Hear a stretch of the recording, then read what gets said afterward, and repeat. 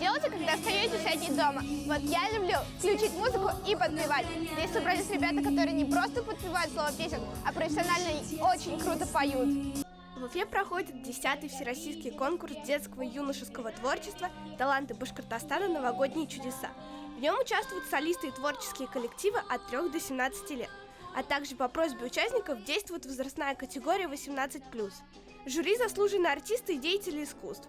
Они судят хореографию, инструментальный жанр, цирковое искусство, театральную постановку, художественное слово, театр мод и вокал. Какую песню ты выбрала? Эта песня называется «Слушай сердце». Мне ее предложила моя мама.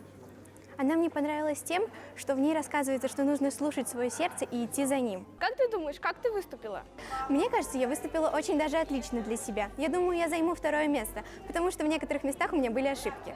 Цель конкурса – показать творчество юных талантов, найти новые имена, установить контакт между коллективами и руководителями. Благодаря подготовке к конкурсу и участию в нем ребята могут добиться успехов, раскрыться и показать себя с самой лучшей стороны. Расскажите о своей победе.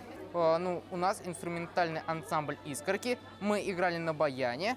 Участвовать нам было страшно. Мы очень долго готовились к конкурсу, но, слава богу, мы заняли 1-е место и счастливы. Что нужно для участия в конкурсе? Для участия в конкурсе надо хорошо уметь играть на каком-либо инструменте, и тогда учитель твой подает заявку на конкурс, и вы там выступаете. Мы уже несколько лет играем. Мы с разных классов. Разница не сильно большая, но есть немного. Конкурсы помогают открывать таланты, развивают стремление к соревнованию, расширяют репертуар учащихся и укрепляют их сценическую выносливость.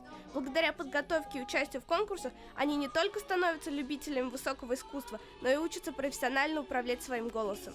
Конкурсы помогают быть более уверенным, раскрепощенным, смелым и активным. Совсем скоро мы узнаем им победителя, но каждый участник достойно показал себя и заслуживает победы. Диана Луганцева, Рамазан Мусин, специально для «Горы новостей».